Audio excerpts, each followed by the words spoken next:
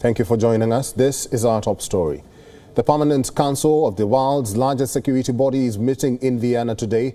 This is the first meeting between the 57 member states of OSCE and third round of talks this week to defuse the situation surrounding Ukraine. The Organization for Security and Cooperation in Europe, or the OSCE, is an important partner for NATO.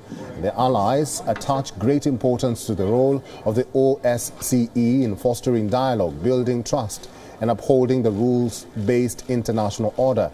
Thus, this will be a third attempt at striking a dialogue between Washington and Moscow. The last two meetings held this week in Geneva and Brussels failed to yield any breakthrough. The United States has largely settled on the options for sanctions against Russia should it invade Ukraine. The country says it will be prepared to impose sanctions as soon as any tanks roll.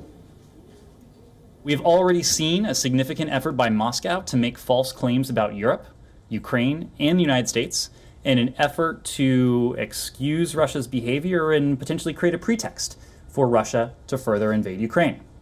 No one should be surprised if Russia spreads disinformation about commitments that have not been made, or if Moscow goes even further and instigates something as a pretext for further destabilizing activity.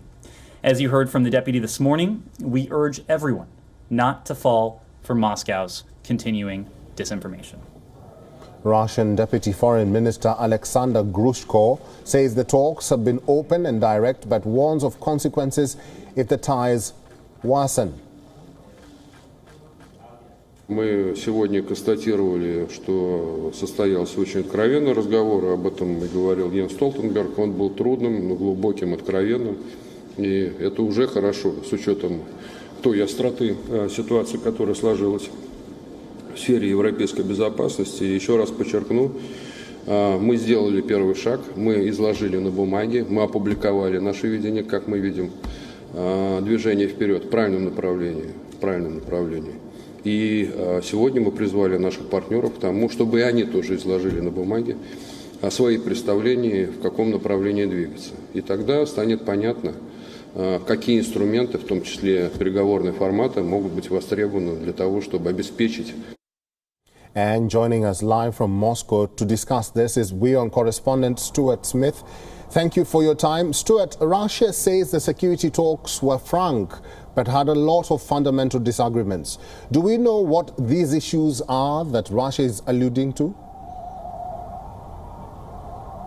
Yeah, in terms of fundamental problems that Russia sees with NATO, it's exactly how NATO classifies itself as a military alliance. Fundamentally, Russia does not believe it always acts defensively, that it could take offensive action, and it also considers the priorities of NATO correctly, that they are the NATO member states' priorities and not that of countries outside it. And Russia says it's that attitude, that framing that NATO interests come first, that poses a very threatening situation for Russia. And so Alexander Grushko, the deputy foreign minister, says that creates a dangerous situation for Russia, and it's using that to justify why it's making these big three demands, which still after a week of talks there's been no progress on. The big three demands: that the United States pulls its nuclear weapons out of Europe, that NATO stops military exercises in the east of Europe, and fundamentally that no further states join NATO in Eastern Europe, including of course Ukraine, which is at the center of this. What's the bone of contention between Moscow and NATO that is further, worsening possibilities of a resolution and even risks threatening the security of Europe?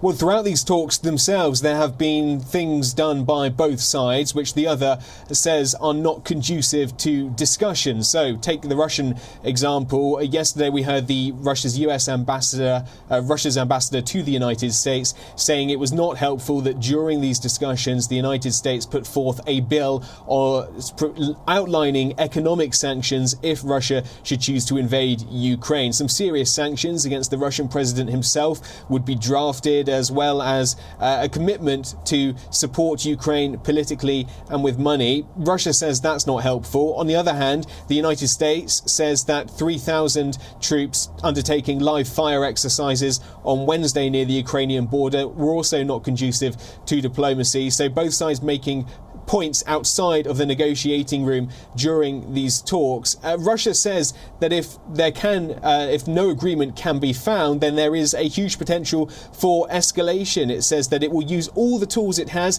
to ensure its security, including political and military ones. This is exactly what the West fears. Well, finally, Moscow claims that to de-escalate the situation over Ukraine, the bloc should stop sending military aid, including arms supplies, to Kyiv. Stuart, what do you think the bloc or even NATO will react to that?